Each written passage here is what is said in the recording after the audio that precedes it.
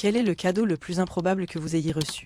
1 kilo de haricots verts qui m'ont été offerts par ma belle-mère la première fois où elle est venue dîner chez moi. J'aurais préféré des fleurs, j'ai eu des haricots verts. Une canne à pêche, alors, parce que, je n'aime pas particulièrement pêcher, mais c'était surtout, pour pêcher de bonnes idées. Donc apparemment ça a fonctionné. Le cadeau le plus improbable que j'ai jamais reçu, c'est une poubelle de table. C'était en plus marqué sur cette faïence hideuse, poubelle de table. Vous me voyez servir ça à mes invités, présenter la poubelle de table.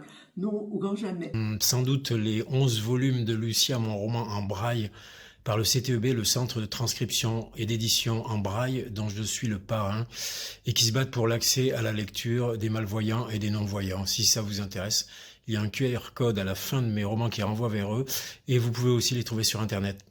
Alors je pense que les cadeaux les plus improbables qu'on m'ait fait, on me les a fait au Groenland lors de mes différents voyages.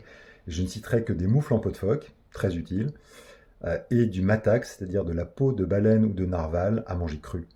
Je pense que c'est un cadeau de Noël que mon papa avait trouvé très drôle. Et moi, j'avais pas saisi l'humour. Il m'avait offert une poupée.